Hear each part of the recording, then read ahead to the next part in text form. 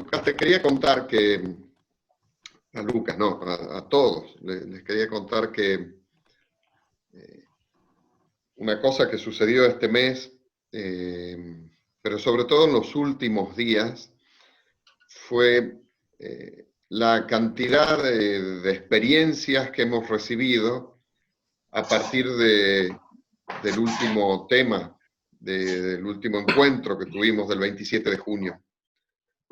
La verdad que, por un lado es alentador, y por otro lado yo supongo que a vos también vas a estar contento de que haya alguno que no solamente te escuche con la cabeza, sino que intentamos de verdad hacerlo vida. Es decir, que sentimos que lo que nos estás dando estos días nos alimenta y se puede traducir en el concreto de la vida. Estoy seguro que además se hicieron muchas experiencias que no llegaron, pero las que fueron llegando fueron muy, muy lindas. A tal punto que no sabíamos cómo hacer hoy para elegir, porque no es fácil elegir entre experiencias, y querríamos que todos escuchen todas. Yo le pediría a Caro y al equipo de comunicación que de alguna manera aquellas experiencias que no podemos, por una cuestión de tiempo, por una cuestión también, sobre todo de tiempo, que no podemos escuchar o compartir hoy, de alguna manera nos hagan llegar. No sé, Caro, si será posible, pero bueno, a vos te hacemos llegar las experiencias y vos sabrás qué hacer con ellas. Pero la verdad que para mí es una gran alegría cada vez que llega de este equipito que está recogiendo experiencias al norte y al sur, y que está funcionando muy bien. Vamos, así que si les parece, también por una cuestión de tiempo, directamente comencemos compartiendo algunas de ellas. Janet, ¿te quieres presentar y contarnos? Les hemos pedido que sean muy breves para que, bueno, podamos disfrutar más experiencias. Claro que sí. Mucho gusto a todos. Mi nombre es Janet Ortiz Ruiz. Yo vivo en la ciudad de Querétaro, México, como a unas 2 horas de la Ciudad de México capital. Bueno, yo estudié administración y tengo una especialidad en gestión organizacional y decidí poner mi propio negocio desde hace 13 años, que es un negocio de repostería. Bueno, ha ido evolucionando, ¿no? Y con todo esto que ha estado pasando, como muchos empresarios, hemos tenido como la necesidad de reinventarnos, ¿no? Para poder afrontar las nuevas realidades que cada uno vive en su región, en su país, con todo esto del COVID, ¿no? Yo escribí una pequeña experiencia para ser breve, la voy a leer tal cual, para que no me pase el tiempo. Pues les platico que cuando inició todo, lo primero que pensé, ¿cómo voy a pagar todo, no? ¿Cómo voy a seguir viviendo? O sea, ¿qué va a pasar con mi empresa? ¿Cómo voy a pagar a mis empleados? O sea, fueron como muchas ideas que me empezaron como a abrumar, porque aparte llegan todos estos sentimientos de golpe, de miedo, frustración, desesperanza, todo, ¿no? Pero tomé la determinación de analizar parte por parte cada una de las ideas y pensamientos que tenía para convertir ese miedo y angustia en solo una amenaza, porque las amenazas se pueden controlar. El miedo obviamente es un instinto y no puedes controlarlo, pero la amenaza sí, porque puedes tener ideas o puedes tener pensamientos un poco más concretos para poder analizar y buscar soluciones respecto a las ideas que yo tenía. Lo primero que pensé es cómo podía ayudar a mis clientes a que pudieran usar mis productos para mejorar la situación de estrés que vivían en casa, y pensé, ¿por qué no hacer paquetes de cupcakes o galletas que pudieran adornar los niños en sus casas y liberar un poco la carga de los papás para que ellos pudieran también ajustarse a la nueva realidad? Sacamos cajitas de cupcakes y llevábamos aparte el betún, bueno, el frosting, o sea, la parte de arriba, las chispitas, las mangas y todo, entonces se le entregaba todo por separado a las personas y ya los niños lo podían adornar como ellos querían. Obviamente también pensamos que fuera un precio accesible para los papás, porque también pues, la situación económica pues, no era fácil, ¿no? Y después, digo, todas las personas lo empezaron a hacer y pensé en otra idea que era hacer galletas dibujadas sobre fondant y aparte entregarles plumones para que los niños lo pudieran dibujar con plumones de tinta comestible 100% garantizados y ya después de que las iluminaban, las podían consumir sin ningún problema. Entonces era algo divertido, podían cenar con esto y los papás pues tenían un poco de respiro. Y pues la siguiente idea que analicé fue el cómo pagar a mis proveedores y equipo de trabajo, porque pues obviamente en ese momento tampoco las ventas y el ingreso era como muy constante. Y pensé en 2 acciones que llevé a la práctica. La primera fue que era mejor que mi equipo no fuera a trabajar todos los días, ya que ellos también tienen hijos y habían cerrado las escuelas, y les propuse que como no iban a ir a trabajar, no iban a gastar en gasolina, en camiones, en transporte, entonces que eso sería la reducción en dado caso de sus salarios que podía hacer para no afectarlos, porque de hecho eso ya es un gasto fijo que ellas tenían, pero pues si no iban a trabajar, no iban a gastar y ese dinero yo lo podría como ajustar para que no cambiara su ingreso como tal y no dejarles de pagar, porque aquí en México se dio mucho el caso de que o despedían a las personas o no renovaban los contratos o no les pagaban, o sea, las mandaban a descansar y nada más les pagaban los días que iban a trabajar. Eh, también, con mis proveedores tuve que hablar y decirles que me pueden esperar 15 días más de mi crédito normal que yo ya tenía. Como siempre he sido una persona que cumplía con tiempo y forma con los pagos, pues no hubo mucho problema. Yo les dije que o sea, el primer pago iba a salir a más tardar en 15 días, que nada más me dieran oportunidad de pues, tener un poco de flujo de efectivo, pero no les iba a dejar de pagar.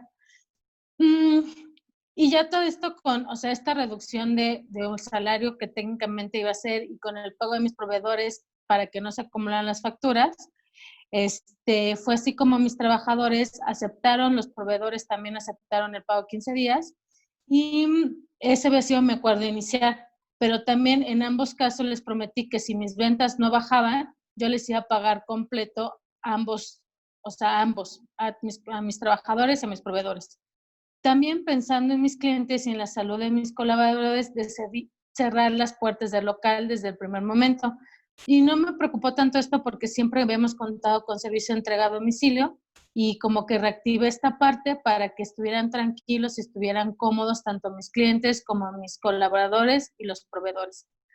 Cuando inició la cuarentena ya estábamos preparados, la promoción de los cupcakes, de las galletas y de todo, y gracias a Dios fue un éxito. La primera semana ya tenía el dinero completo para realizar mis pagos. Y fue cuando entró la tentación de no hacerlos completos, porque yo había quedado en acuerdos de que, pues si ya de plano, pues no, o sea, no juntaba el dinero, pues no les iba a pagar completo.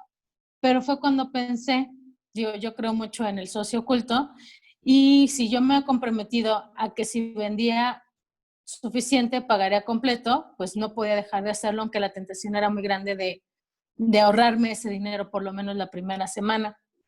Entonces hice los pagos completos, decía hacer los pagos completos.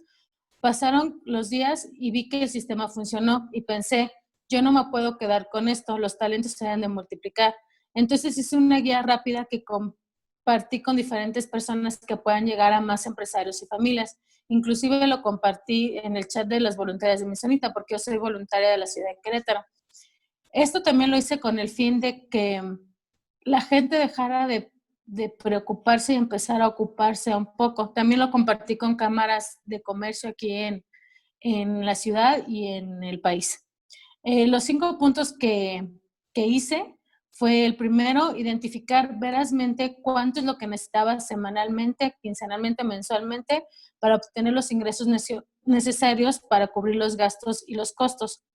Ojo, aquí yo no estaba teniendo ganancias en este momento. Digamos que en términos ordinarios estaba buscando un punto de equilibrio donde no ganara, pero tampoco perdiera para poder seguir ajustando los pagos sin ningún problema. Recuerdo que los momentos de crisis lo que me dio tranquilidad suficiente fue la liquidez para poder pagar lo que se debe. Es lo que me preocupaba. Antes de pensar en algo más, yo tenía el deber, porque de mí dependían 5 familias, 4 empleadas y la mía. Obviamente los proveedores, que mucha gente les ha dejado de pagar, también dependían sus empleos de mis repartidores y demás. Y sobre todo mis clientes, que también por ellos era que yo seguía adelante.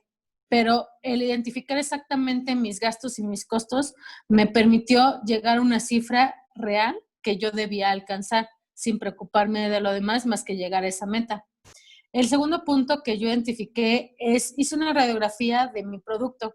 No importa que yo ya lo conocía perfectamente.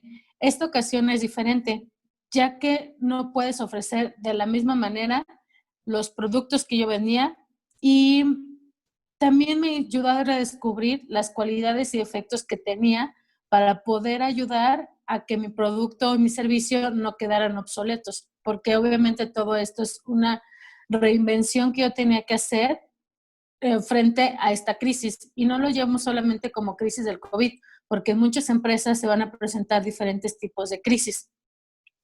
Y obviamente también como persona, como empresaria, yo me encontré en una situación tanto anímica como moralmente hablando diferente. Entonces tampoco tenía por qué reaccionar de la misma manera que había reaccionado siempre. Tenía que encontrar una nueva manera de adaptarme también como persona ante las situaciones. Cuando identifiqué la amenaza, no importaba lo que estaba pasando, se identifica, más bien, identificar la amenaza fue básica para mí. O sea, dejé el miedo de lado y lo transformé en algo tangible para poderlo afrontar.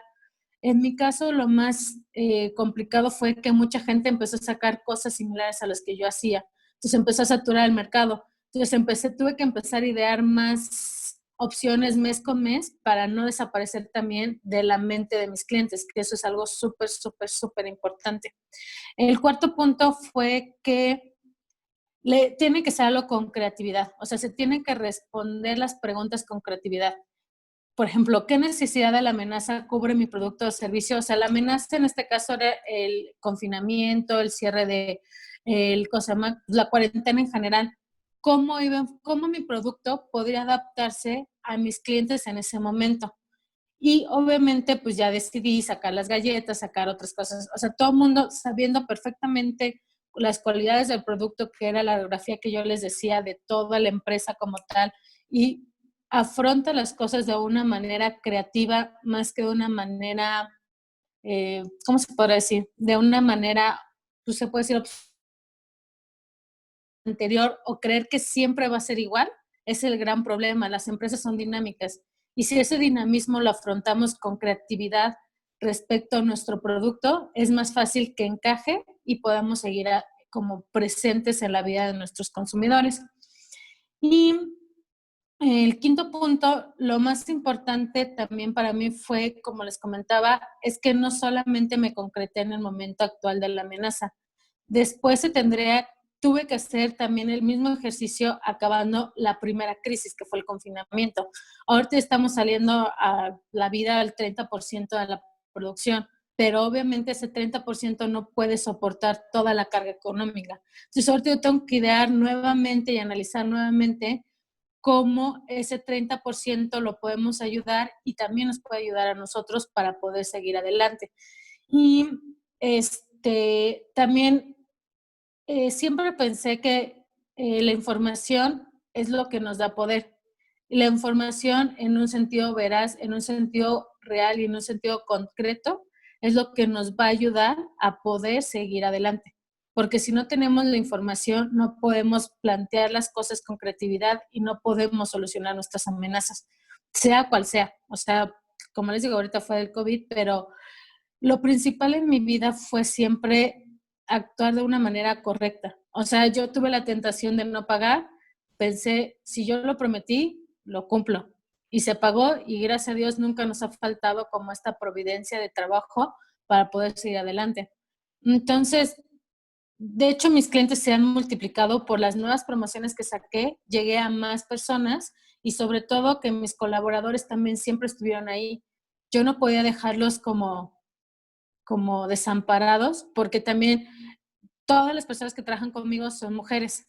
Obviamente tienen hijos, son esposas, y sus maridos, la mayoría de sus maridos dejaron de trabajar porque trabajaba en un mariachi, otro trabajaba en una carpintería y otro trabajaba en transporte público, y no tienen ingresos fijos como tal, o los pocos ingresos fijos que tenían los redujeron al 50% o fueron nulos.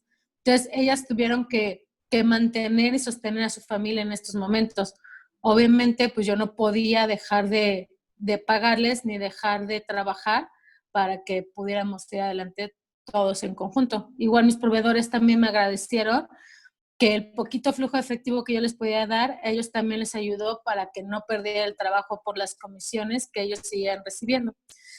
Ha sido difícil, pero no fue imposible. Y lo que más me gusta de mi carrera es esta parte de la gestión, ¿no? De que si analizamos todas nuestras empresas, por más chiquitas que sean, podemos ir adelante.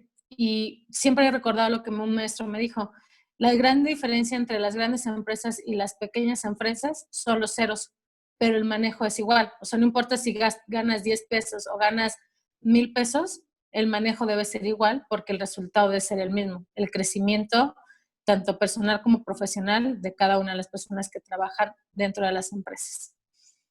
Pues esa es como mi pequeña experiencia de todo este tiempo, y como decía, ¿no? Lo que la vez pasada, el voltear a ver al compañero siempre es importante. Muchas gracias. Muchas gracias, Janet. Gracias. Hermoso el creer en el socio oculto. Pasamos del norte al sur. Panchi está en Mendoza, Argentina. ¿Querés presentarte? Vamos, me presento.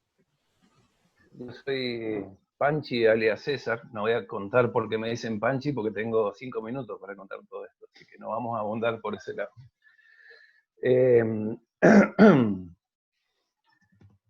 Bueno, he conocido el ideal hace una buena cantidad de tiempo, también la economía de comunión, y siguiendo algunas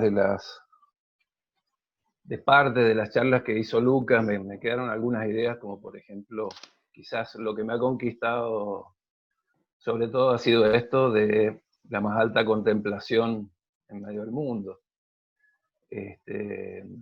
Vengo de 2 vertientes en mi familia para hablar de estos arroyos que construyen este río, que tienen que ver con emprendedores, inmigrantes, y con docentes más criollos, más de acá, de más tiempo en Argentina. Y bueno, y me encuentro con el ideal en un momento de una crisis fuerte, de mucho dolor en mi vida y en mi familia, y me encuentro con una persona que yo veo que puede ser feliz aún en medio del dolor. Entonces, básicamente, en este contexto, comienzo el contacto con el movimiento y después finalmente con la economía de comunión. Me parece que también estas vertientes me llevaron a tratar de buscar también conocimiento desde la sabiduría popular o desde la academia.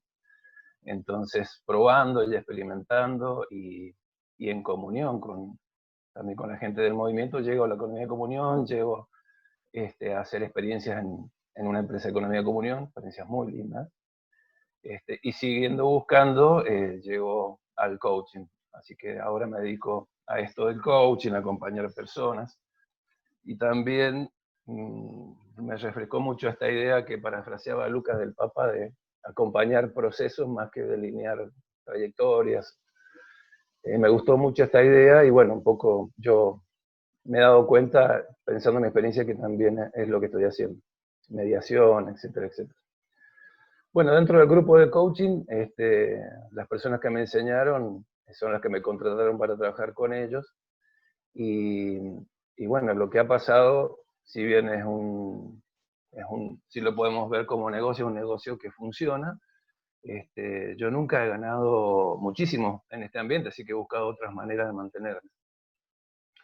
Bueno, con los años también he ido aprendiendo a poner en común mis necesidades, y sí que busqué la manera de expresárselos para decirles, bueno, que yo evidentemente quería ganar más. Ellos me han atendido este pedido, es un grupo de trabajo muy lindo con el que estoy, pero bueno, mientras tanto esto no estaba sucediendo. Paralelamente, y también por el lado de tratar de vivir el ideal, hacemos una cosa familiar que tiene que ver con unas tías por parte de mi mamá, que seguramente todos deben tener en su familia estas tías solteronas. Acá los chicos le dicen ortivas, que nadie en la familia las quiere atender mucho, y yo me largo a atenderlas, y mi señora, que aparentemente no estaba completamente de acuerdo, termina siendo mi socia ahí codo a codo.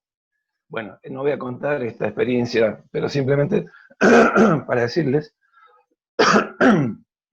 que del desenlace de todo esto, inesperadamente, estas tías fallecen. Bueno, queda una herencia que compartimos con toda la familia, pero una parte nos queda a nosotros.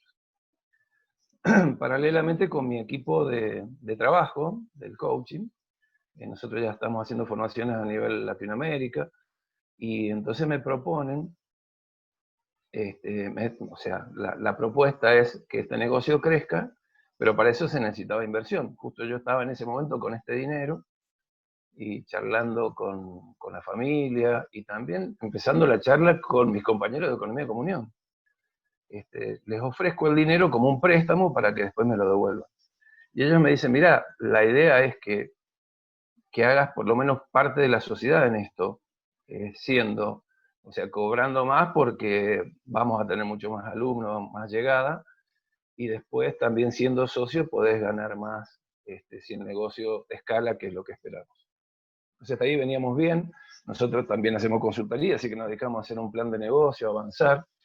Y charlando con mi compañero de Economía de Comunión, uno me dice, mira, yo tengo una persona que se dedica a este tipo de asesoramiento, hace negocios en el exterior y te puede ayudar. Entonces me contacto con esta persona, y bueno, y en la intimidad esta persona me describe el mejor negocio posible, que es, el negocio nace en Argentina, pero se cobra en países del exterior se trae a la Argentina el dinero en billete, y se gana también con el cambio. O sea, es un negocio que deja mucho dinero, y básicamente me dice, mira, si esto lo hace muchos grandes en la Argentina, ¿por qué no lo vamos a hacer los chicos? Me queda esta idea dando vuelta en la cabeza, y bueno, mientras tanto seguía la charla en mi grupo de trabajo, y me empiezo a dar cuenta que la idea que más fuerza tiene es justamente esta. Y sigue también la comunión con mis compañeros de Economía de Comunión, y nos damos cuenta que no es lo que nosotros queremos proponer. Y después, en lo personal, me di cuenta que no es la manera como yo quiero ganar más dinero, aunque lo necesite. Entonces viene la segunda etapa, que es cómo se los digo, o cómo propongo. Porque también en este proceso de mi vida y de tratar de vivir Economía de Comunión, también he tenido esta parte en el camino dogmática, y decir, nosotros somos los buenos y los otros son los malos, etcétera, etcétera. Así que bueno, me preparé lo mejor que pude, y les dije a mis compañeros de trabajo que no iba a ir por el lado de la sociedad. Ellos ya habían conseguido también la posibilidad de financiarse con dinero de otro lado, o sea que tampoco tenían la necesidad de que yo hiciera ese aporte. Pero bueno, más que nada les expliqué desde dónde observaba y por qué no hacerlo, que era básicamente que si bien tenemos claro que nosotros queremos crecer con este negocio para repartir más, la manera de hacerlo, de alguna manera, estaba perjudicando a la comunidad donde vivimos, que se llama Argentina. Entonces no quería yo hacer ese tipo de negocios, y le ofrecía buscar otra manera que quizás podía ser menos rentable, pero que podía hacer. Ahí me di cuenta que mi manera de exponerlo no fue tan clara, y que tenemos que mejorar también nuestras maneras de ser una propuesta, ¿no? Pero bueno, el negocio siguió adelante, yo sigo trabajando con ellos, por supuesto, me aceptaron todo lo que dije, la verdad que también sin juicios respecto de mi mirada, y bueno, este negocio sigue, pero yo no soy parte de él.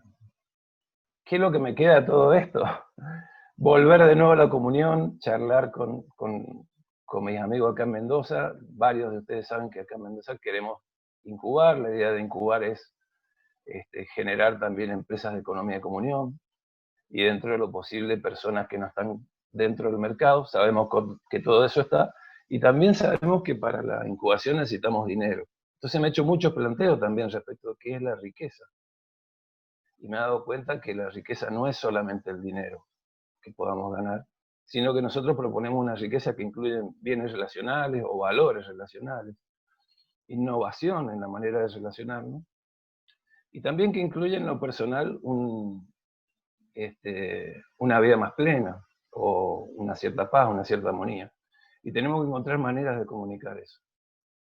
Así que charlando acá con mis amiguitos de Economía de Comunión, pensamos que tal vez una parte del dinero podía usarse para la incubación, así que estamos en ese plan, digamos, de tratar de incluir una parte de ese dinero en eso, porque también nos damos cuenta que para poder hacer comunión hay que invertir en la comunión, y es una cosa que yo siempre quise hacer. Yo hasta ahora he contribuido mucho con tiempo en Economía de Comunión, pero no tanto con dinero.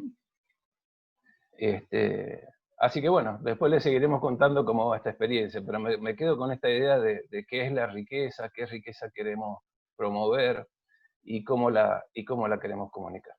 Así que bueno, muchas gracias por la escucha. Esto fue lo que tenía para contarles.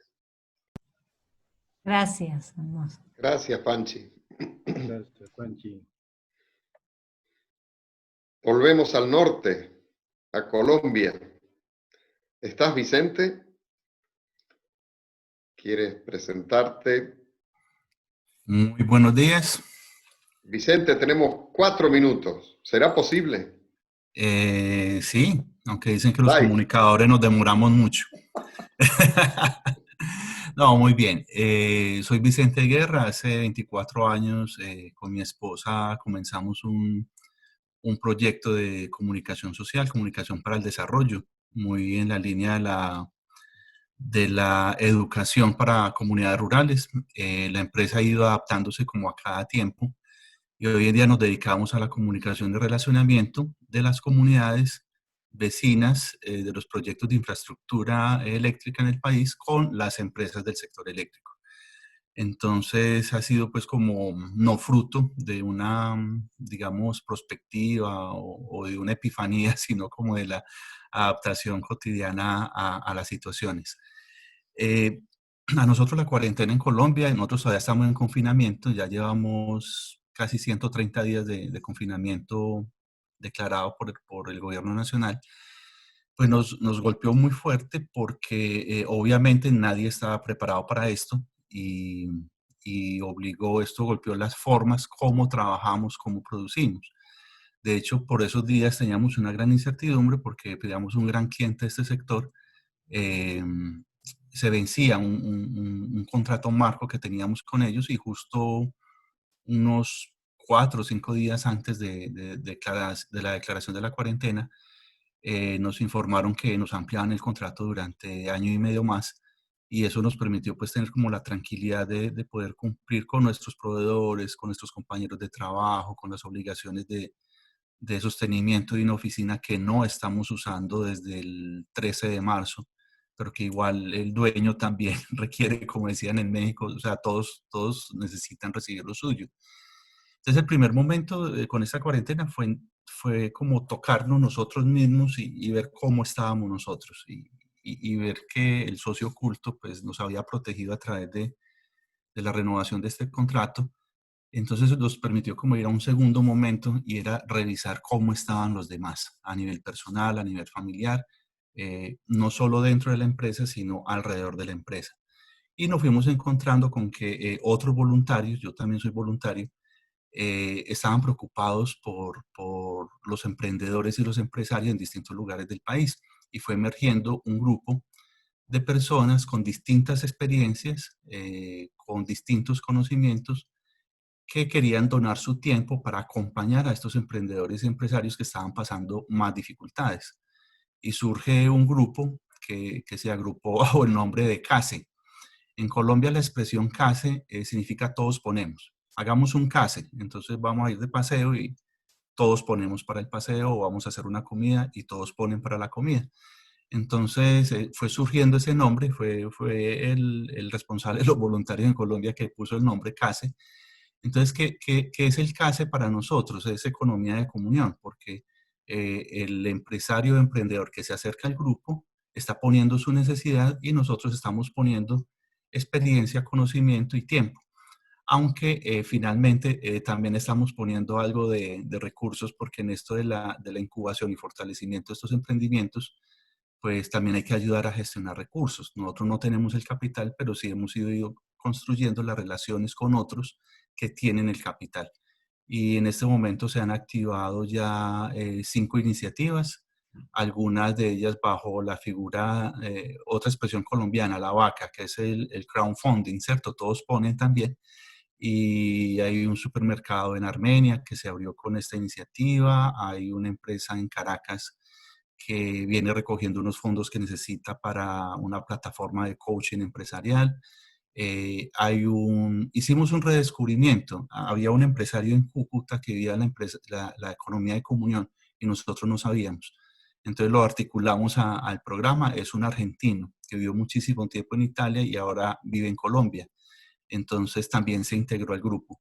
Y ha sido como una experiencia de no quedarnos viéndonos a nosotros mismos, las necesidades de cada uno en su empresa o en su emprendimiento, sino intentar ir al encuentro de aquel otro que la está pasando peor. Uno de los compañeros que hemos estado acompañando, por ejemplo, en este momento está encerrado, está contagiado del COVID, sus hijos también, una madre que es mayor de edad también, y justamente es uno de los más golpeados por toda esta cuarentena y toda esta situación.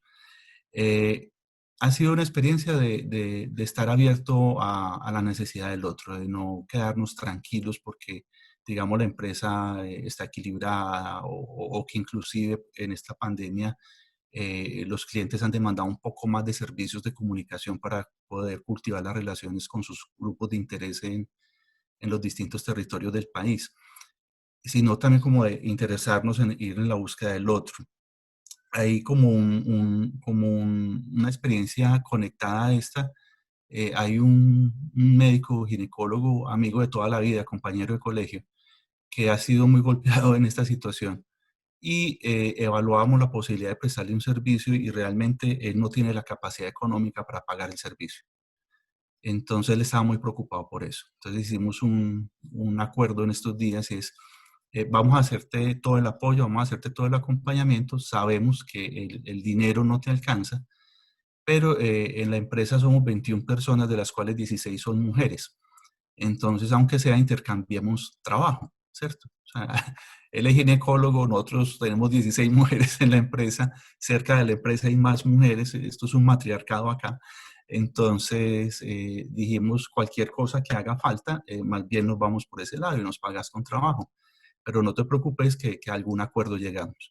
Y ya empezamos, digamos, a generar todo el acompañamiento para un servicio domiciliario de ginecobstetricia, de acompañamiento a mujeres maternas en el tema de alimentación, y no solamente en el ginecológico y obstetricia, sino en nutrición, alimento y psicología. Estamos contentos, o sea, es un negocio que sabemos que no vamos a ganar dinero, pero que estamos prestando el servicio. Por un lado hay un emprendimiento que puede crecer y por otro lado hay personas que necesitan el servicio y no tienen los recursos para pagarlo. Y nos permite tanto a él como a nosotros cumplir nuestro objeto social. Entonces, digamos que la clave ha sido como estar atento a ofrecer el excedente cuando lo tenemos, estar atento a ofrecer la necesidad también cuando la tenemos, y que cuando se ofrecen las dos cosas se puede cumplir la vocación de la economía de comunión. Sin la necesidad del otro, no hay economía de comunión, es fundamental. Hay veces somos nosotros los necesitados, a veces es otro el que está necesitando. Y creo que de las lecciones aprendidas en esta dificultad que todavía no superamos, es el no ensimismarnos, es justamente el de ir al encuentro del otro. Ir al encuentro del otro, y Kiara siempre dijo que el amor es creativo, y hay veces uno se sorprende de lo creativo que puede ser esa relación de amor. Y otro aprendizaje así rápido es el ser fieles. O sea, justo como decían de México, ¿no? Llegan las tentaciones de tomar atajos. Entonces estos son los momentos de ser fieles justamente a este postulado, a esta manera de gestionar la empresa, a esta manera de gestionar las relaciones, a esta manera de gestionar la cultura. No nos hace perfectos, seguramente nos seguimos equivocando, pero al menos podemos como amplificar ese efecto transformador en las microestructuras de las que hacemos parte. Y creo que ese es como el gran aprendizaje que tenemos por estos días del grupo que venimos acompañando de emprendedores. Pues la mayoría han logrado desarrollar capacidades para adaptarse como a este tiempo. Con algunos han surgido inclusive oportunidades de negocio. Y algunos la siguen pasando muy, muy mal. Entonces, eso nos mantiene despiertos como para no conformarnos como con nuestra propia estabilidad ni con los logros parciales que hemos ido obteniendo. Un resultado muy bello se ha sido el incremento de las relaciones, aún sin podernos encontrar físicamente. Eso ha sido como un plus muy, muy bonito de este tiempo que hemos vivido, y que la relación entre emprendedores y empresarios acá en Colombia pues se ha ido incrementando justo a partir de la crisis. Crisis que yo creo que nunca pasa. O sea, los empresarios siempre estamos en crisis, las sociedades siempre están en transformación. Crisis entendida como que siempre necesitamos adaptarnos a algo nuevo. Y aunque nosotros ya tenemos 24 años como empresa, ponemos el retrovisor y nos damos cuenta que cada 3, 4, 5 años nos estamos reinventando, nos estamos adaptando, estamos encontrando nuevas maneras de servir. Ese es el reto, ¿no? Ser fieles en las buenas, en las verdes y en las maduras también, claro, pero sobre todo en las verdes hay que ser más fieles. Muchas gracias. Gracias, Vicente. Muchas gracias. A ustedes.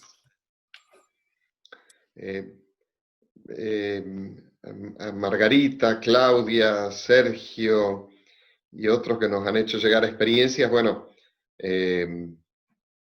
las vamos a difundir. Carolina es nuestra especialista en eso y seguramente alguna quedará para la próxima. Lucas, somos tuyos.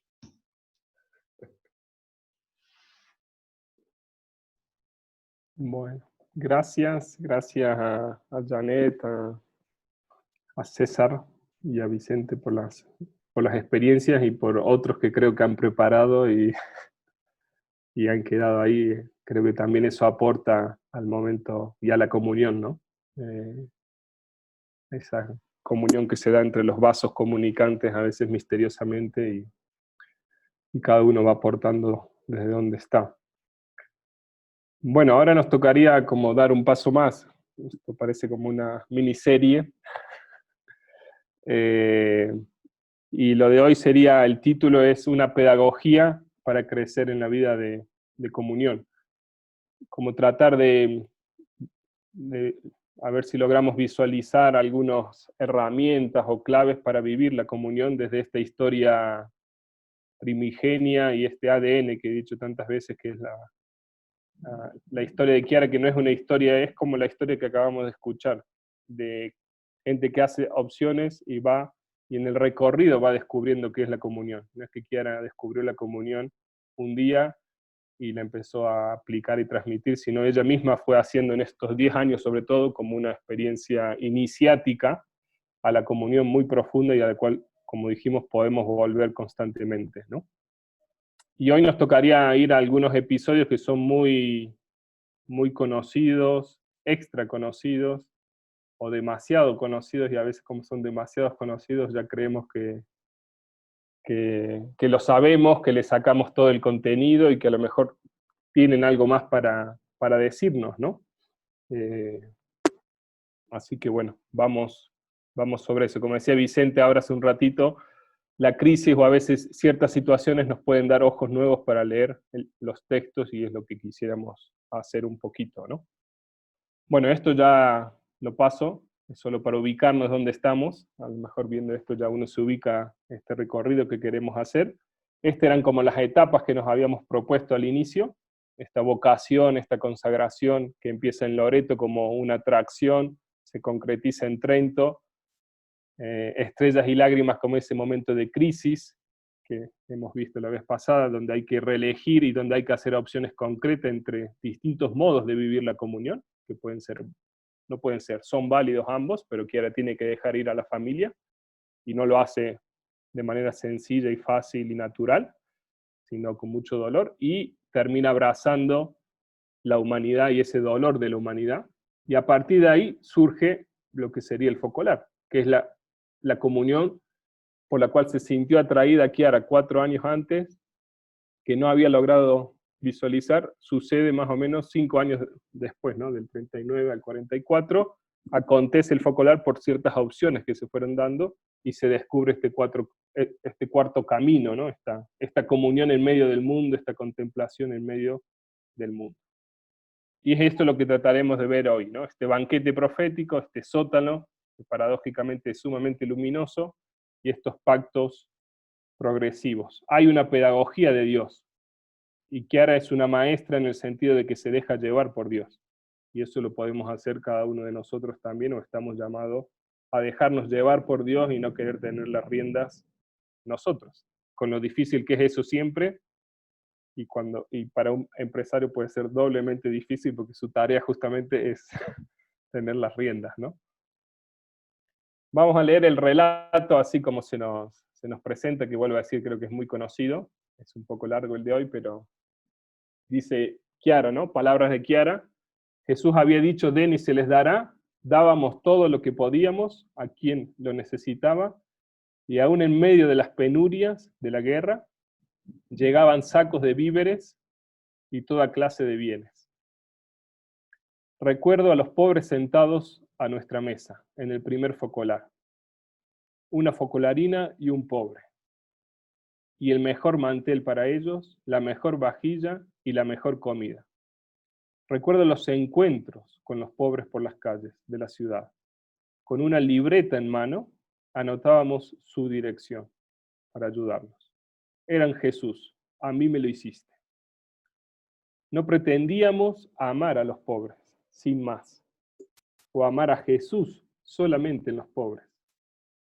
Queríamos resolver el problema social. Otro episodio de ese momento, estamos en guerra, nos encontramos, algunas jóvenes y yo, en un ambiente oscuro, quizás un sótano. A la luz de una vela leemos el testamento de Jesús. Lo recorremos todo. Aquellas palabras difíciles parecen iluminarse una a una. Tenemos la impresión de que las comprendemos y advertimos, sobre todo, la certeza de que aquella es la carta magna de nuestra nueva vida y de todo lo que está a punto de nacer a nuestro alrededor.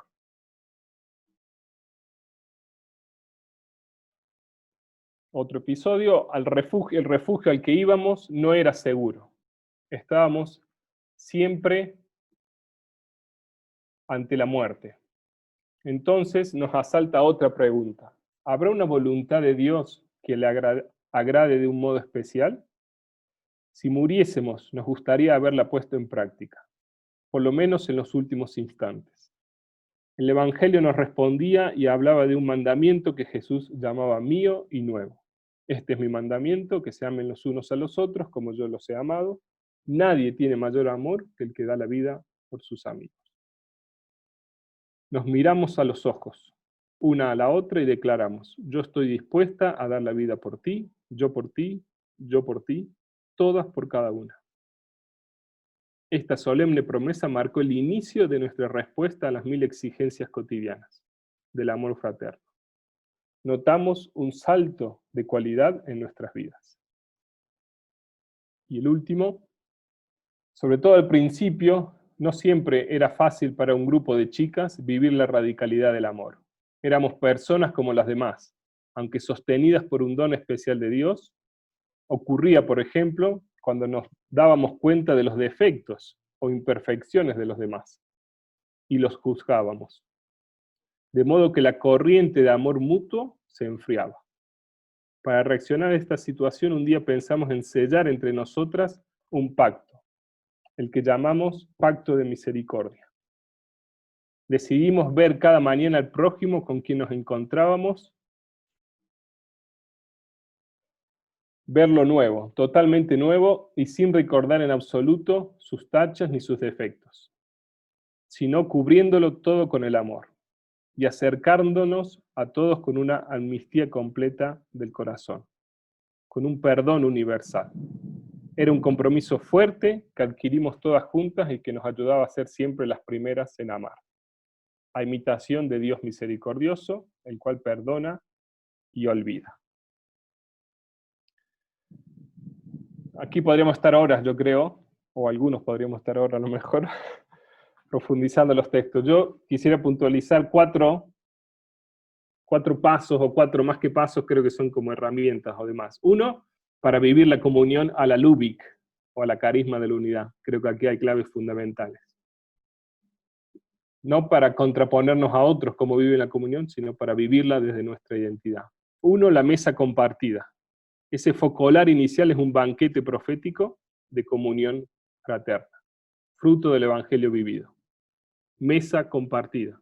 Trataremos de sacar consecuencias de eso un poquito.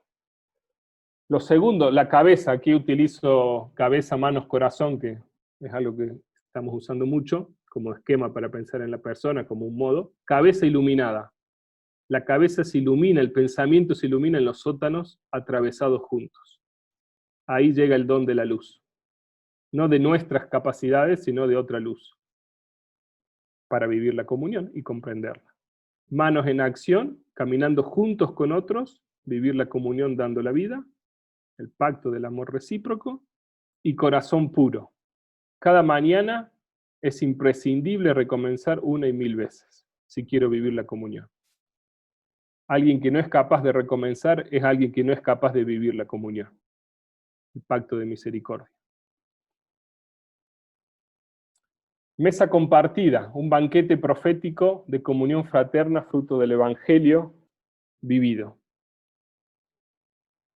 Que ahora dice en uno de los textos que leíamos, dábamos todo lo que podíamos a quien lo necesitaba. Esta vida del evangelio, a mí me lo hiciste, den y se les dará, pidan y obtendrán, a quien me ama me manifestaré, toquen y se les abrirá, y que ahora ha dado ejemplos enormes. La vida del evangelio es el entrenamiento, es la práctica para caminar en la comunión. Hacerlo vida al evangelio. Vivirlo concretamente, como hemos escuchado hace un rato, en las situaciones y en las circunstancias en las que estamos. Inspirarnos en esas frases. No diluirlas, no justificarlas, no sacarle su potencia y su fuerza, ¿sí? Ya veremos lo que significa ir al evangelio de manera directa, transparente, desnuda, sin ponerle demasiado ropaje encima al evangelio. Y eso nos puede suceder muchas veces, que le ponemos mucho ropaje para justificarnos y demás. Kiara dice, recuerdo a los pobres sentados en nuestra mesa. La vida de comunión es una convivencia, un vivir con los excluidos. Tocarlos, comer, abrazar, etc. Una focolarina y un pobre, una focolarina y un pobre. Se comparte el mismo lugar y al mismo tiempo. Los propios y los suyos, o sea, los lugares propios y los de los demás también, porque tenían una libreta donde buscaban la dirección de las personas, por lo tanto conocían el lugar. Se compartían, los pobres no solo iban a la casa de la primera focolarina, sino las primeras focolarinas iban a las casas también de ellos. Se comparte el mismo lugar y al mismo tiempo. No es que tengo un horario a la mañana para algunos y un horario a la tarde para otros, compartiendo el mismo lugar. No, el mismo lugar y al mismo tiempo.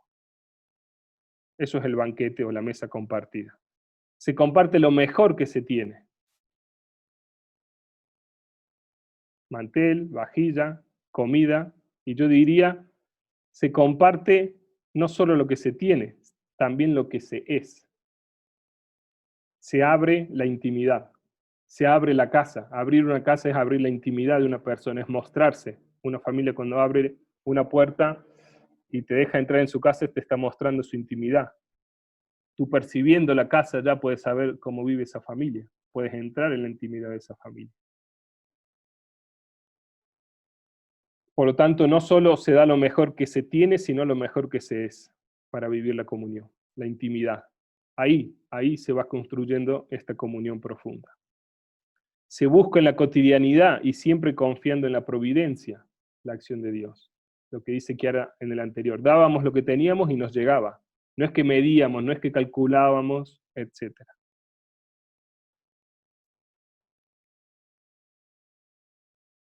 El amor tiene una dimensión social, podemos decir.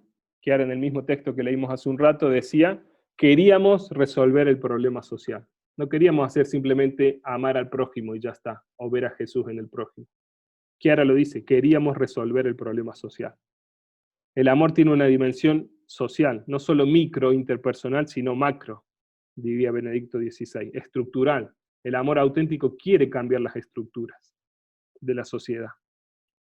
La comunión es para transformar la sociedad, no para estar bien entre nosotros y simplemente tener recursos para vivir. Es más, yo me atrevo a decir que si es comunión a la Lubick, o sea, al estilo carisma de la unidad, si es una comunión a ese nivel, ya estamos transformando la sociedad con esa comunión, porque va a tener un alcance social, y no va a ser una comunión replegada sobre sí misma, ensimismada. Por lo tanto, y esto creo que es fundamental, en este relato es evidente que lo social no es un después de la comunión. No es que yo primero hago comunión con los míos, hago comunión con la EDC, hago comunión y después voy a transformar la sociedad. Sino que es al revés. La comunión, o sea, lo social es condición para la comunión. Ir al encuentro de los excluidos, tocarlos, comer, abrazar, convivir con los excluidos, es la condición para vivir la comunión.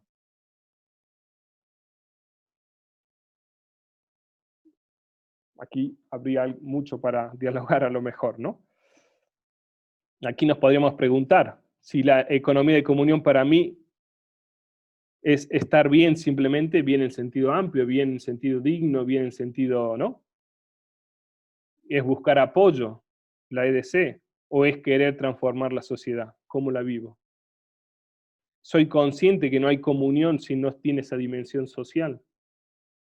Si no soy capaz de abrir ese espacio o ir avanzando en ese espacio de esa mesa compartida. Y por último, esta mesa compartida es un banquete profético. ¿Por qué banquete y por qué profético? Banquete es una comida, es la gran comida, si se quiere, y profético porque la comunión denuncia lo establecido. La comunión auténtica, la comunión a la Lubick, es una comunión antisistémica. Permítame pasar la palabra. Va contra el sistema actual, ¿sí? Denuncia lo establecido y lo que parece ser normal. Y es una anticipación del cielo. Es escatológica, diríamos en términos teológicos, anticipa lo que va a ser el paraíso. ¿Por qué es profética? Porque los excluidos son hermanos, hermanas, fraternidad, ¿sí? Comunión fraterna, no son destinatarios. No se trata de hacer algo para, sino estar con. Son dos actitudes totalmente distintas, y aquí Chiara nos los muestra muy bien en este relato. No es hacer algo para esta gente, sino es estar con esta gente. Y si hay auténtica comunión, si somos capaces de estar con, entonces experimentamos el paraíso, como decimos nosotros, el mundo nuevo. Entonces, aquí ya sucede y acontece la resurrección. No solo la de Roma, sino también la de Trento. Ahí está la resurrección de Trento aconteciendo. No es que la resurrección viene después del paraíso 49, más aquí ya estaba dándose la resurrección, y es la resurrección de Trento. Nos podemos hacer entonces algunas preguntas. ¿Cómo estoy dando lo mejor de mí a los excluidos de hoy? ¿O dándome a los excluidos de hoy? ¿Sí? Y no simplemente dando algo, sino dándome, ¿sí? ¿Soy consciente que no hay comunión sin dimensión social? ¿Vivo la economía de comunión como una opción alternativa, profética, contrasistema o antisistémica, o pro-sistema, otro sistema? ¿Lo vivo de esa manera? ¿Soy consciente? ¿Cómo se está dando ese carácter profético de la comunión en los espacios de economía de comunión? ¿Cómo lo estamos articulando, viviendo, con qué conciencia? Mesa compartida, banquete profético. Ese relato que hemos escuchado tantas veces, yo creo que tiene una potencia todavía al día de hoy enorme. Cabeza iluminada. Desde los sótanos, atravesados juntos, no solos, llega el don de la luz. Que ahora dice, estamos en la guerra, vamos a un ambiente oscuro y vamos solo con la luz de la vela y el testamento de Jesús. Habitando lo periférico, o aquí parece decirnos Chiara que habitando lo periférico surgen nuevas comprensiones y experiencias de la comunión. No desde el centro, no desde las zonas de confort y de tranquilidad, sino habitando lo periférico. En este caso es un sótano, oscuro. Por lo tanto, no se trata de escapar, de evadir los lugares difíciles. Más bien se trata de sumergirse, de descender al sótano, de bajar a esas periferias personales y sociales. Y nos podemos preguntar si soy capaz de descender a las periferias para renovar la comunión. O me quedo atascado, o me quedo tranquilo con una experiencia de comunión y no avanzo en esa experiencia y en ese camino de comunión porque me quedo en las primeras instancias de la comunión simplemente, porque no quiero descender a esas periferias personales y sociales. Hay que atravesar las regiones oscuras, podríamos decir, personales y grupales. ¿Y cómo las atravesamos? Con lo esencial. Una vela y la palabra de Dios. Basta eso. Eso nos está diciendo Chiara. La sobriedad, la vida sobria, la pobreza podríamos decir, no la austeridad, la sobriedad, vivir con lo justo y lo necesario, nos permite atravesar la no comunión, las divisiones, las peleas, los conflictos. La sobriedad es una herramienta, tiene un sentido pedagógico, justamente nos permite atravesar esos espacios o esas zonas oscuras, personales y grupales. Lo otro, la palabra de Dios o la sabiduría humana, es la luz que difumina toda oscuridad.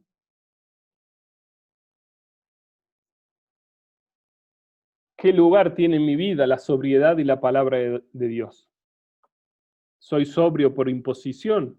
¿Soy sobrio porque quiero vivir la economía de comunión, entonces no puedo aparentar mucho, pero en el fondo quisiera consumir y tener y mostrar? Y no lo hago por lo que dirán. ¿O es una opción de fondo y yo la vivo desde ahí? ¿Cómo me alimento de la palabra de Dios o de la sabiduría humana? De tantos autores o etcétera, si no soy un creyente o me cuesta. La fuente de la comunión, esto es bien importante esto último, porque la fuente de la comunión brota del contacto directo, sin mediación con el Evangelio. Chiara con las primeras compañeras está leyendo el texto más difícil del Nuevo Testamento, el Testamento de Jesús. Es el texto más difícil, y lo comprende. ¿Por qué? Porque tienen un contacto sin mediación, directo. Fruto de vivir el Evangelio, logran conectar directamente con el Evangelio. Sin comentarios, sin homilías, sin interpretaciones, sin síntesis y sistemas teológicos, sin justificaciones, etcétera, etcétera. Sin armazones. ¿Sí? La identidad profunda de Chiara, que se manifiesta aquí, de la comunión. Yo nací para la unidad, que es el vértice de la comunión. Ahí está la certeza. Esa identidad profunda se manifiesta cuando se vive y se lee juntos la palabra de Dios. Se vive y se lee juntos la palabra de Dios. Por eso ese alimentarme de la palabra de Dios es fundamental para vivir la comunión y la unidad. A la Lubick. Si no soy cristiano, no será la palabra de Dios.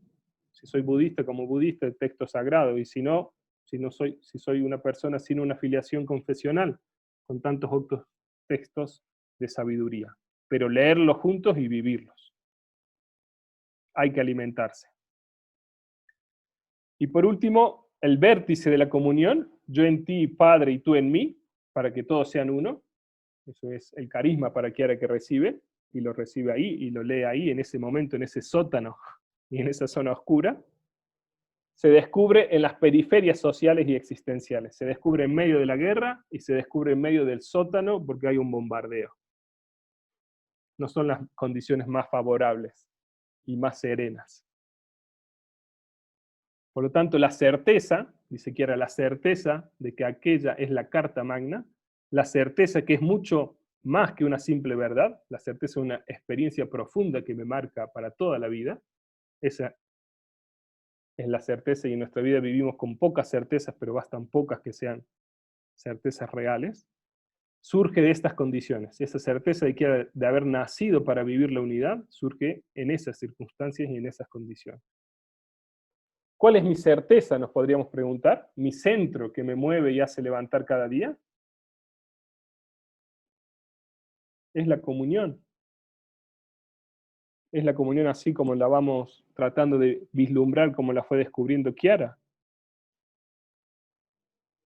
Gran pregunta. ¿Cuál es la certeza que nos mueve a nosotros? Cabeza iluminada. La cabeza no se autoilumina por cantidad de libros o de etcétera, sino esa luz viene de atravesar los sótanos, las periferias existenciales y grupales, juntos, no solos, con poco, casi nada. Vida sobria y los evangelios o la palabra de Dios o la sabiduría humana, leída y vivida. Y de ahí sale manos en acción. De esa luz, justamente porque es una luz no intelectual simplemente, sino una luz que viene de Dios, y Dios impulsa el amor, te tiene que llevar a la acción. Manos en acción, caminando juntos con otros, vivir la comunión dando la vida. El refugio, dice Chiara, donde iban no era segura, se preguntan cómo pueden amar a Dios, cómo vivir la voluntad de Dios. Habrá una voluntad de Dios que le agrade de un modo especial, y descubren que es el mandamiento nuevo. ¿Sí? Ámense los unos a los otros como yo los he amado. Es en medio de la inseguridad, del miedo, como escuchábamos esta mañana, de la amenaza, de la fragilidad, donde puede surgir la vida de comunión. O dicho de otra manera, la inseguridad, la amenaza, la incertidumbre, lo que estamos viviendo hoy en día, que es enorme, no son impedimentos para vivir la comunión. Más bien, son materia prima para vivir la comunión. Esas instancias, esos sentimientos, esas situaciones son materia prima para vivir la comunión. Bien encausados, la inseguridad, el miedo, la amenaza, la fragilidad, bien encausados, impulsan a mayor profundidad en Dios, a mayor comunión. Es lo que experimenta Chiara. Justamente en esa situación se dicen qué podemos hacer para amar más a Dios o vivir más la comunión, y descubren el mandamiento nuevo y realizan el pacto del amor recíproco. O sea, no se quedan en el problema, sino que lo encausan, como encauzar un río para que genere electricidad, o hacer un dique. Sin la opción de dar la vida, del morir, en nuestros términos diríamos de amar a Jesús abandonado, sin la opción de dar la vida por los demás, no hay comunión auténtica. Esta es otra clave de la Lubick. Bueno, todas estas que estamos diciendo creo que son claves para entender la comunión a la Lubick. La comunión se alimenta del darse, no del dar algo. Puedo dar muchas cosas, pero puede que no me esté dando. Es sutil la diferencia, pero es fundamental y trascendental. Luego, en ese darse, doy cosas también, pero es desde otro lugar, que es esa opción de dar la vida, y esa opción de darme totalmente, y ser capaz de dar la vida por la otra persona incluso, la vida física. Entonces después puedo dar cosas, tiempos, etc. Prima el darse de fondo antes que el dar algo simplemente. Y esto se vive en los pequeños grandes detalles de la cotidianidad, como lo dice Chiara también en su relato. Entonces podemos decir que el pacto del amor recíproco exige transparencia, esta mirada a los ojos. Nos miramos a los ojos, dijo Chiara. Esa transparencia, esa capacidad de mirarse y no tener algo, un muro, un velo que impide esa mirada de unos y otros. ¿Sí? Y esa mirada transparente y esa mirada a los ojos es la que activa las manos. Por lo tanto, la comunión exige superar los peros o los condicionamientos, compartir todo con el otro.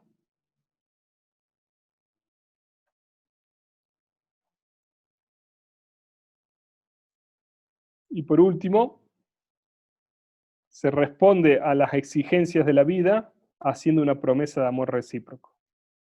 Tal vez esto puede ser sutil, pero es importante, ¿no? Dice Chiara, ese marcó el inicio de nuestras respuestas a las 1000 exigencias cotidianas. O sea, no es que respondo desde la inmediatez y desde no sé qué lugar emotivo a las exigencias cotidianas. Respondo desde ese pacto del amor recíproco. Desde esa promesa de vivir y dar la vida uno por los otros. Por lo tanto, mis respuestas a las exigencias cotidianas no es un activismo desenfrenado, ni una necesidad de hacer cosas. No es un actuar desde la cabeza sin el corazón, sino que actúo desde esa promesa o ese compromiso de amor recíproco. Entonces eso da a mis manos en acción una profundidad, una densidad, una amplitud distinta. Por eso puede ser que esa respuesta a las 1000 exigencias cotidianas, esas manos en acción, esa actividad, si surge desde el amor recíproco, transforma la sociedad. Esa es la actividad que transforma la sociedad. A veces podemos hacer muchísimas cosas, muchas, de aquí para allá, correr, etcétera, para mantener la empresa, para este otro proyecto, para esta otra iniciativa, etcétera, pero a lo mejor no surgen de ese lugar del amor recíproco. Entonces será una actividad que a lo mejor no transforma, ni a mí me transforma, ni la sociedad, porque no brota de ese amor. Entonces, si se dan estos pasos, hay un salto de calidad en la comunión. Que ahora termina este relato diciendo, hemos sentido que hay un salto, notamos un salto de cualidad en nuestras vidas. ¿Sí? Se trata de activar las herramientas del corazón, entonces. La pedagogía de Chiara es actitudinal, de actitudes de fondo que tenemos que tener, y exige poner el cuerpo, activar las manos. 3 preguntas que nos podemos hacer aquí, en esta parte del pacto del amor recíproco, como lo hemos repetido tantas veces ya. Para renovar la comunión, ¿estoy encauzando la inseguridad o evitándola? O la incerteza. Justamente en estos momentos también que vivimos con tantas incertezas, también el ámbito empresarial o de la economía, ¿no? Con muchísimas incertezas sobre el presente y el futuro. ¿Estoy encauzando eso o estoy evitándola? Son 2 actitudes totalmente distintas. Encauzarla hacia una nueva comunión y hacia una comprensión más profunda de la comunión, o evitar esas incertidumbres y por lo tanto cerrarme lentamente a la comunión, o alejarme. ¿Qué tanto creo que es desde el amor recíproco que ha de brotar todo mi actuar?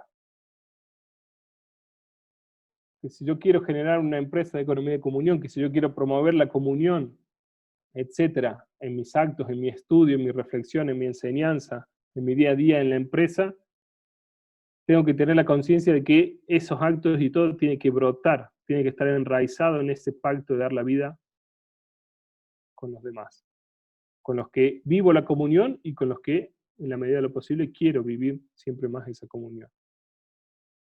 Porque vuelvo a decir, no hay destinatarios. Todos somos hermanos. Y la última pregunta, ¿soy capaz de mirar a los ojos a mis compañeros, compañeras de economía de comunión? Con ese, nos miramos a los ojos y nos declaramos, estoy dispuesta a dar la vida. ¿Y el volumen cuál es? Porque a veces, bueno, ¿Cuál es el volumen? puede irse llenando de polvo, como dice Chiara más adelante, de tierra, ese pacto, ese deseo de vivir el amor recíproco o ese pacto. ¿Sí? Manos en acción entonces. La cabeza se ilumina con una luz que viene de lo alto, que hemos atravesado juntos y podemos justamente porque estamos atravesando juntos las periferias y las zonas difíciles, nos llega esa luz y nos pone en acción para vivir el amor recíproco, donde ponemos el cuerpo y ponemos todo nuestro corazón.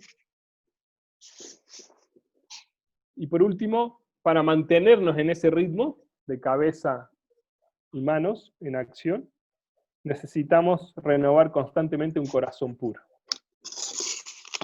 Y ahora dice, cada mañana, en su relato, ¿sí? Decidimos ver cada mañana al prójimo totalmente nuevo.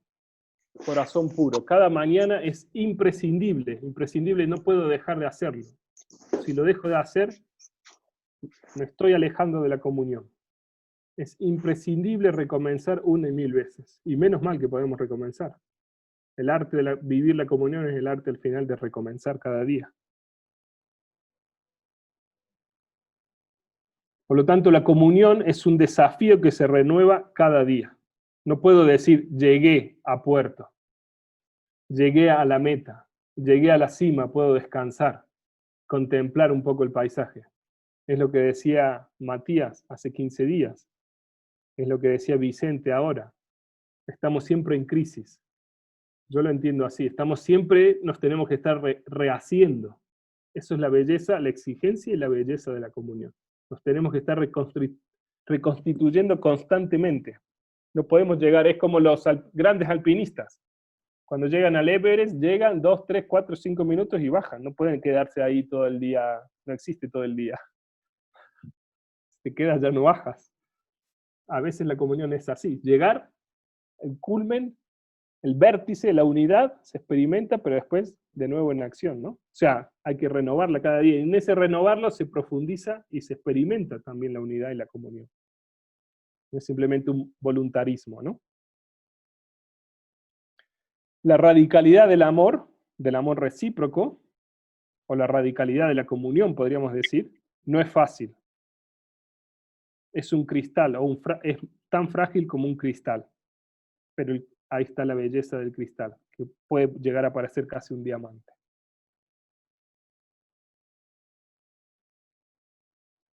¿Con quién o dónde necesito desempolvar esa comunión?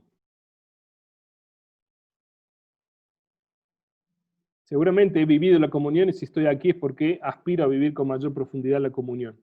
Pero a lo mejor toca desempolvar esa comunión, toca recomenzar. Ponerle nombre, rostro, sin miedo. Llegará el momento, puede ser que no sea hoy, ni mañana, pero tomar conciencia de que si no lo hago, estoy diluyendo la comunión. Estoy dejando que se vaya envejeciendo, abandonando, ¿sí? Las cosas abandonadas a veces se empolvan, ¿no? El camino de la comunión se renueva con la misericordia, el perdón, el recomenzar, ¿sí? Por eso que ahora lo llama el pacto de misericordia. O sea, imitar a Dios, que es misericordioso, el cual perdona y olvida todo. Caminar en la comunión no es no equivocarse, sino caerse y recomenzar. Menos mal, porque así tenemos esperanza todos. Asumir el, como se dice, ¿no? Borrón y cuenta nueva. Es parte del camino de la comunión. Implorar la fuerza extra para hacerlo. A veces uno dice, no tengo la fuerza para perdonar, no tengo la fuerza para recomenzar con esa persona, no logro olvidarme lo que me hizo, no logro olvidar ese momento o esa situación. Implorar la fuerza extra para hacerlo. Si soy creyente, a Dios. Y si no soy creyente, implorar a otros que me ayuden a tener esa fuerza extra, ese plus, ese nitro, esa fuerza que no está en mis condiciones y en mis capacidades, pero que me puede invadir y me puede llegar, fruto de la comunión con otros, fruto de ser consciente que tengo que recomenzar, que tengo que transparentar ese corazón para que mi cabeza se ilumine y viva y experimente más comunión y para que mis manos se sigan activando y vivan y promuevan más comunión. El problema de esto es que si el corazón se va llenando de tierra, de manchas, aquí, allá, al final, después ya no pasará esa luz. Después las manos ya no actuarán, ¿sí? Entonces ya no se generará comunión. Soy consciente que sin recomenzar es imposible vivir la comunión. ¿Cuántas veces he recomenzado? Interiormente y exteriormente frente a algunos.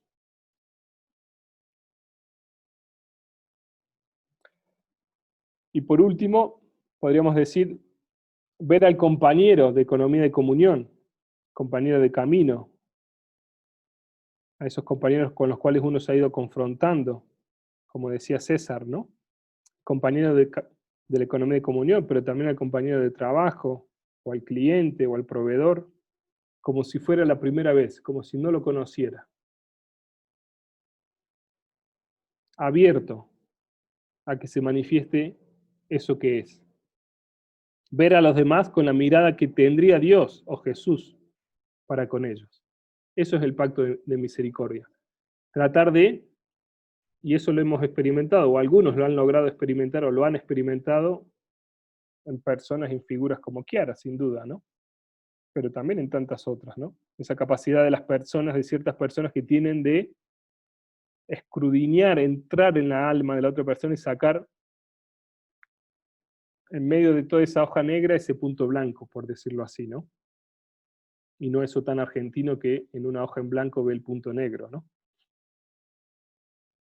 Sino ver a los demás con esa mirada que tendría Dios o Jesús para con ellos. Aprender a ver los gérmenes de vida o de resurrección que hay en los demás. Y no constantemente tirarle piedras o levantar muros, como puede ser también el muro de la indiferencia. Y aquí nos podemos preguntar si mi opción por la EDC, mi opción por la comunión, mi respuesta a la invitación a vivir la comunión, me hace tomar la iniciativa en recomponer las relaciones. O simplemente espero pasivo que vengan otros a recomponer las relaciones que se pudieron haber roto. Si soy activo, incluso si yo siento que no hice nada por el otro, pero percibo que hay algo, ¿soy activo para recomponer esas relaciones o no? Para amar por primero, como diría Chiara, ¿no? Bien, este recorrido veloz por la pedagogía para crecer en la vida de comunión, creo que nos deja algunos elementos que pueden ser importantes, no solo para comprender la comunión, sino justamente para vivirla, ¿no? Esta mesa compartida, donde no hay destinatarios sino somos hermanos, y compartimos espacios, lugares, etc. Estos tres elementos para vivir la comunión a la Lubick. Tener esa cabeza iluminada, desde los sótanos atravesados juntos, manos en acción, desde el amor recíproco y desde estar dispuesto a dar la vida unos por los otros, y este corazón puro, que se va lentamente transparentando a fuerza de recomenzar cada mañana, implorando también esa fuerza para perdonar y para recomenzar con otros. Bien, aquí lo dejamos. Gracias por la escucha y seguimos. Gracias, Lucas. Muchas gracias. Sí. Gracias. Pero Gracias, Lucas. Gracias, Lucas, gracias. Gracias, Lucas. Gracias. Bellísimo, Lucas, bellísimo. Gracias. Esperemos ser fieles. Gracias. Lucas siempre, después de que nos iluminas, nos preguntamos, bueno, con este fuego de querer ir manos a la obra, como vos decís, ¿será posible que también en nuestra vida sucedan cosas así? Y por eso le queremos preguntar a algunos entre nosotros y les pedimos que nos cuenten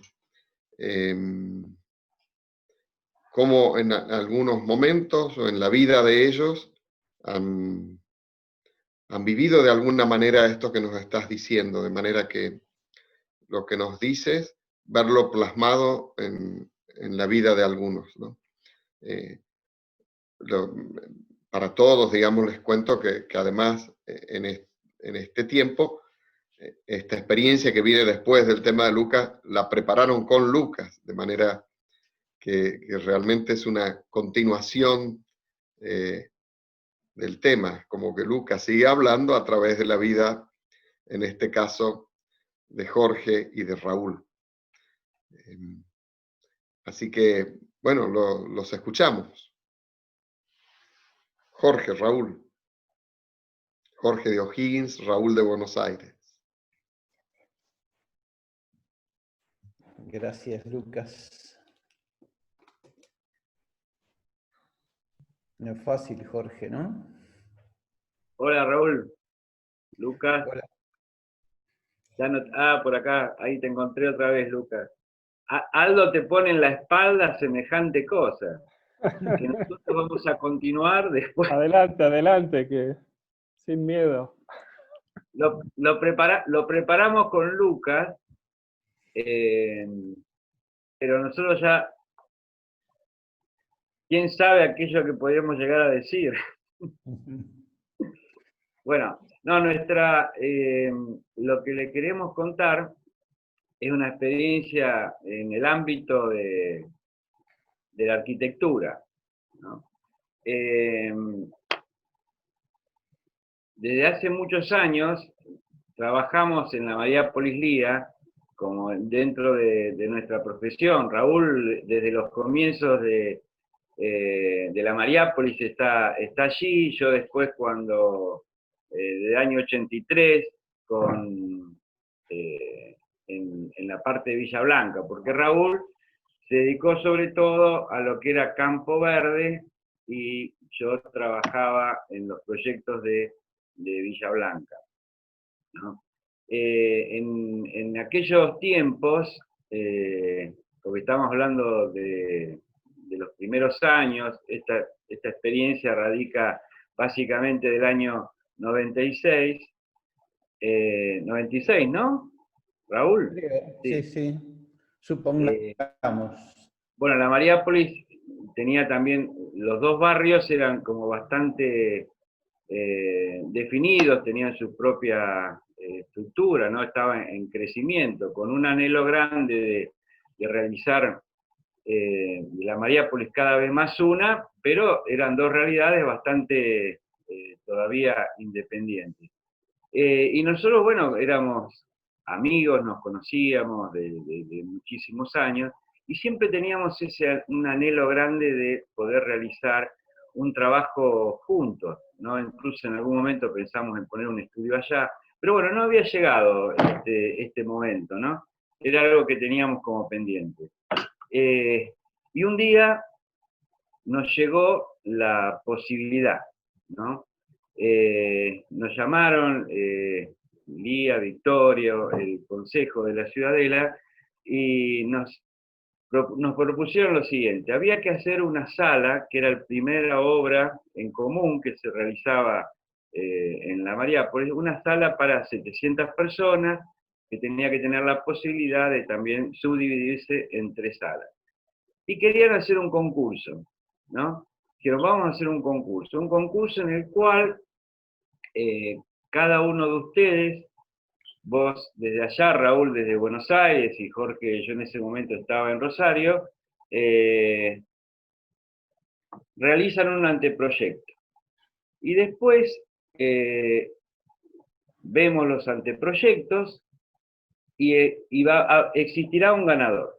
El que sea ganador de ese proyecto, bueno, sigue adelante, ¿no? Con este trabajo particular de la Mariápolis. Y bueno, y nosotros decidimos o planteamos otra cosa, poníamos alguna nueva condición, veíamos nuestra gran posibilidad. Raúl, ¿seguís vos? Puedo, sí. Dale. Sí, ese fue el momento clave, porque creo que después de lo que decía Lucas, yo me sentí muy fuerte que nosotros en realidad no es que hicimos una experiencia, sino que fuimos invitados a la mesa, ¿no?, del banquete.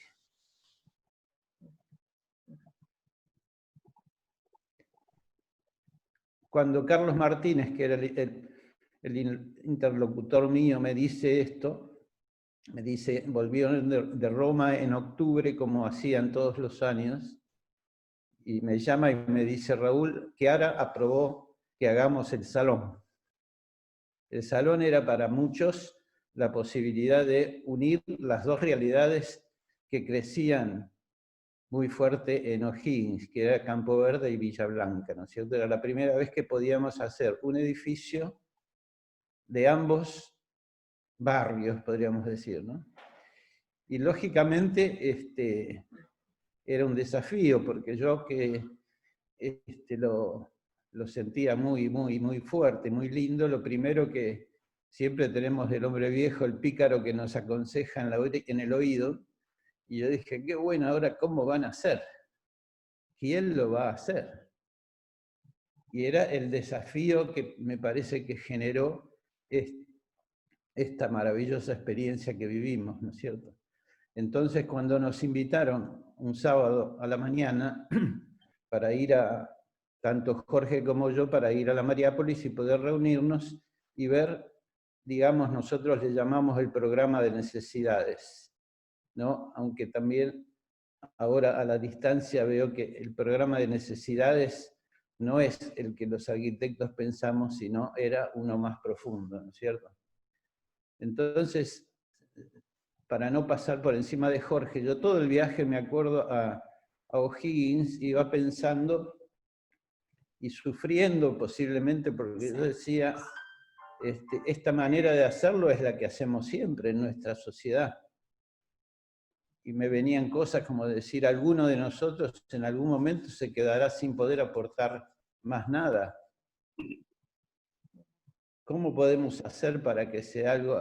Hacía poco había estado en O'Higgins una de las primeras compañeras de Chiara hablando de la escuela BA, y me acordaba yo como lo fundamental que nos contaba, es decir, es como construir una gota en un laboratorio, una gota de un producto nuevo que después repetiremos. Entonces yo, ni bien llegando a O'Higgins, antes de ver a Carlos, dije, lo voy a llamar a Jorge, y le conté a Jorge, y Jorge, por supuesto, adhirió completamente a decir, nosotros propongamos del trabajar todos en un grupo, juntos, ¿no es cierto? Creo que hoy a la distancia era decir, pidámosle que nos inviten a la mesa, también. Jorge aceptó, después lo contamos a Carlos y las popas, que no me acuerdo si era Imelda que estaba en ese momento. Y bueno, y así empezamos esta experiencia juntos, donde nosotros no éramos motores, sino éramos expresión de la comunidad, ¿no es cierto? Y ahí tuvimos, ¿querés contar, Jorge, cómo empezamos? Claro, el juego era así. Íbamos a hacer cada uno un anteproyecto, ¿no? Aceptamos este concurso. Hacíamos el anteproyecto, después nos juntábamos con el consejo, con Lía, Victorio, Carlos, Imelda, nos íbamos a juntar, pero no había un ganador. O sea, el proyecto que se decidiera, decíamos, sea cual fuere, lo seguíamos, lo continuábamos juntos, ¿no? El desarrollo del proyecto. Y bueno, lo aceptaron. Sí, en realidad fue un poco una alegría para todos. Ahora, así que cada uno se puso a trabajar por su cuenta, ¿no? Así que no conocíamos mutuamente nuestros proyectos. Y llegó el día, nos reunimos, fuimos con nuestros planos, en aquel momento no era popular en aquellos años el CAT, así que íbamos con los rollos de planos, empezamos a desenfundar nuestros rollos, tiramos todo sobre la mesa, y según me decía Raúl el otro día, un amigo nuestro decía, era como presentarnos, ponernos desnudos frente a toda esta realidad, ¿no? Porque vos en el fondo dejás tu proyecto, lo pones ahí y, en común a que sea destruido, cambiado, modificado. Sabíamos que era así y estábamos dispuestos a eso, porque era parte de nuestra, también de nuestro deseo profundo, ¿no? Bueno. Me acordaba ahora, cuando escuchaba a Lucas, que esa era, me parece que fue lo que Dios nos hizo vivir de los sótanos, ¿no es cierto? Vivir nuestra experiencia de oscuridad. Nuestro amigo Horacio siempre tenía esa frase de decir, nos quedamos como desnuditos y sin documentos. Era la expresión gráfica de lo que en ese momento pensábamos. Yo me acuerdo en una mesa de la galería de los Baguindos de Campo Verde, lo que me costaba levantar de la bolsa que tenía al lado de la mesa mi rollo de planos, porque era como entregar todo. Y ahí me pasó, y recuerdo muy fuerte, a mí me pasa, pienso que a todos que pasan 25 años y hay algunas cosas que las recordamos como si fueran hoy. Y de cada momento en que teníamos que discutir las ideas, yo percibía claramente cuando a los popos y a las popas les gustaba alguna idea de Jorge.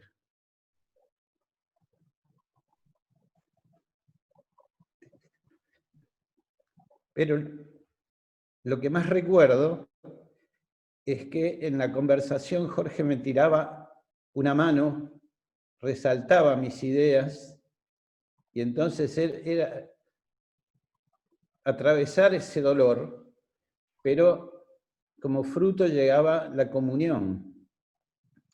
Y esas son las cosas que más recuerdo de esos momentos. No recuerdo nunca qué cosa había propuesto Jorge, qué cosa había propuesto yo.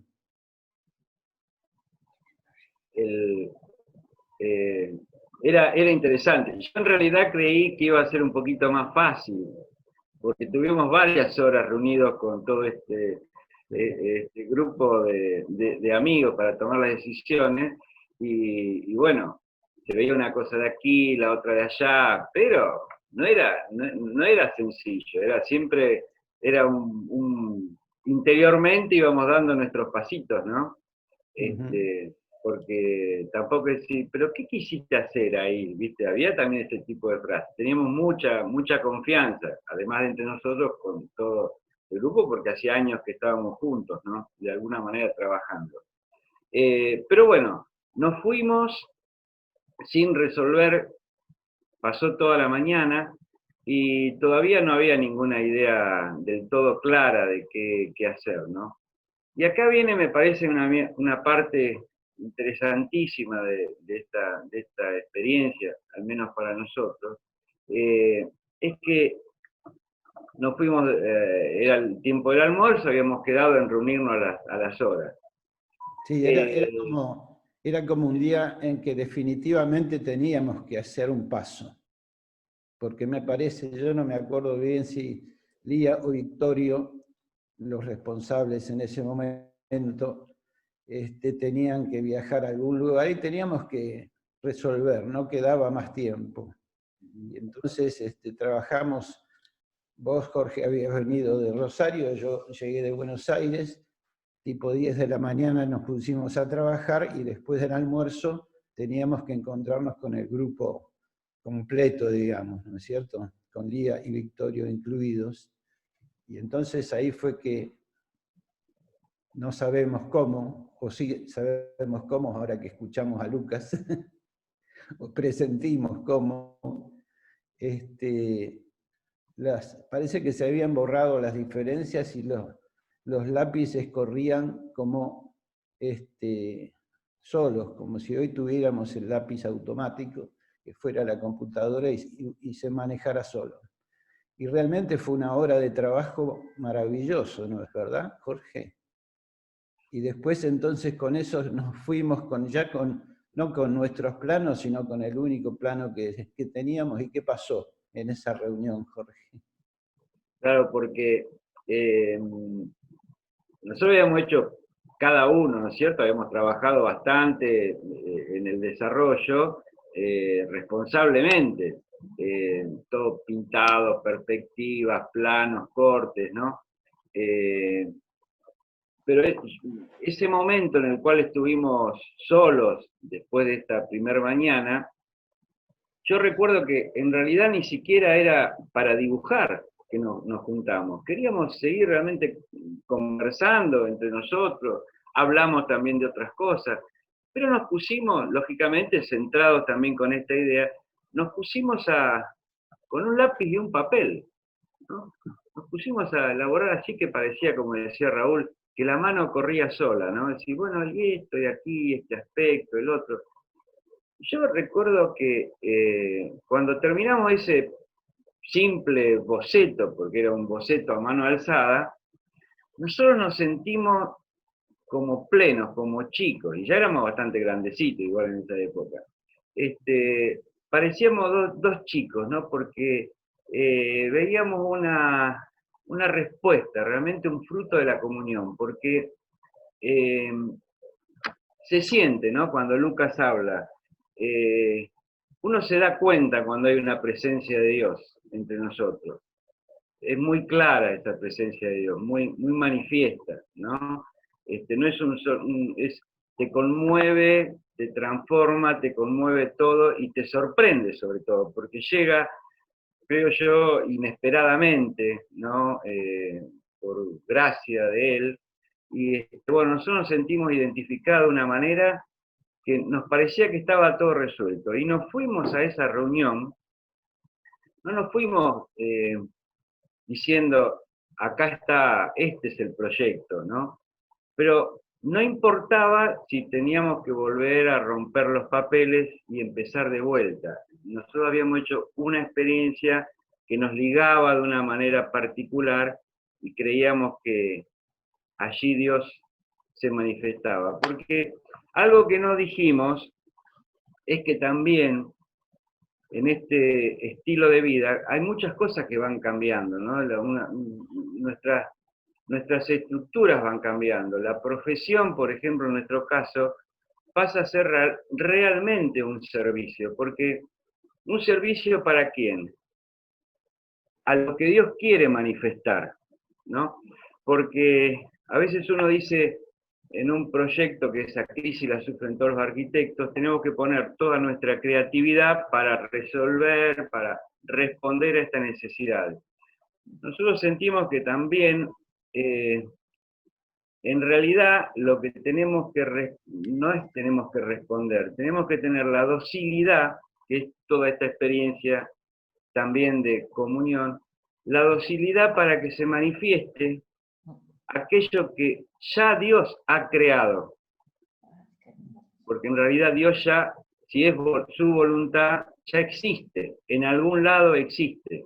Así que nosotros tenemos que ser parte de ese juego. Entonces, nos fuimos así con esa libertad y esa alegría a verlo, ¿no? Presentarlo. Creyendo que teníamos que dar muchísimas explicaciones, ¿no? Y esto y cómo, y bueno, y aclaraciones. Y en realidad tiramos ahí el boceto y la primera que se miraron, ¿no? Y la primera que dijo algo sin hacer ninguna pregunta fue Lía. Ella, como era italiano y muy expresiva, dijo, bello, bello, bello, ¿no? Y fue tan lindo ese momento porque se sintieron, y así Victorio, Carlos, Imelda, se sintieron con una con algo que era expresión de aquella realidad que se quería hacer, ¿no? Y ese fue el de ese boceto nació realmente el proyecto, ¿no? Se mantuvieron esas ideas y es un poco la sala que hoy conocen, ¿no? Que no significa, porque también lo importante es hacer las cosas con esa intención, con ese sentido. No significa que las cosas son perfectas, ¿no? La sala puede tener muchas cosas, podría haber sido mucho mejor esto, aquello, pero acercarse, tender. La experiencia más linda, ¿cuál es? Acercarse, tender en la comunión a aquello que Dios realmente ya tiene pensado, ¿no? A mí me impresionó después de eso, antes del momento más lindo que fue cuando se inauguró. Pasamos todo el tiempo de obra, alguna vez yo he ido a Rosario a trabajar con Jorge en Rosario, otras veces en O'Higgins, y ya nos habíamos metido en lo que era el proyecto definitivo. Una noche nosotros invitamos a casa a un artista que a lo mejor muchos conocen, Edgar Ferrer, con su esposa. Edgar Ferrer es un músico y en ese momento estaba en pleno desarrollo una característica que el mundo del arte había generado, que era la confrontación entre distintos artistas y cada uno ponía su obra en confrontación con el resto, ¿no es cierto? Y entonces estábamos cenando y me dice, ¿cómo va el proyecto de O'Higgins? Que él sabía que estábamos haciendo, y entonces le digo, mira, si querés te muestro. Fuimos hasta el estudio que yo tenía ahí mismo en casa, y le empiezo a mostrar ya, el rollo tenía varios ejemplares, varios papeles, y entonces vamos viendo, y me sorprendió porque él me iba mostrando lo que de uno u otra idea estaban en la idea final, que yo ya no reconocía, pero veíamos, y me hizo una gran impresión ver las ideas de Jorge y las ideas mías de las primeras propuestas, como estaban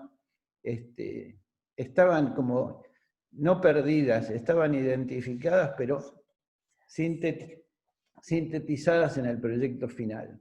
Y después vino el momento de cuando Chiara llega de visita a Argentina y nos toca ese maravilloso momento, una mañana, de ir a visitar el salón, y éramos 10 personas más o menos, con Chiara, que conocía por primera vez el salón. Y yo me acuerdo, y me hizo también muy bien para todo el resto de mi, como decía Jorge, la profesión también va cambiando, ¿no es cierto? Y entonces yo no sabía qué decirle, no sé vos, Jorge, si dijiste algo, yo ni me acuerdo. Me acuerdo de una sola cosa, que Chiara terminó de ver el salón y dice, se ve que fue hecho con Jesús en medio. Y ahí me di cuenta, y me sigo dando cuenta, que claro, Chiara no dijo qué lindo piso, qué lindas ventanas, qué lindo es la iluminación. Ella solo dijo, se ve que fue hecho con Jesús en medio, y creo que es uno de los aprendizajes más lindos que me quedaron para lo cotidiano de mi tarea, ¿no es cierto? Fue, creo que, el día más lindo. Yo iba a O'Higgins ese día, me lo acuerdo, después de 12 o 14 años de trabajo ahí, iba en el auto de Buenos Aires a O'Higgins y tenía la sensación, que después se verificó, que no iba a hacer ningún trabajo más, que se dio después. Pero era tal la plenitud que tenía ese día, que para mí era como que había terminado una etapa y tenía que comenzar a vivir una nueva etapa, ¿no es cierto?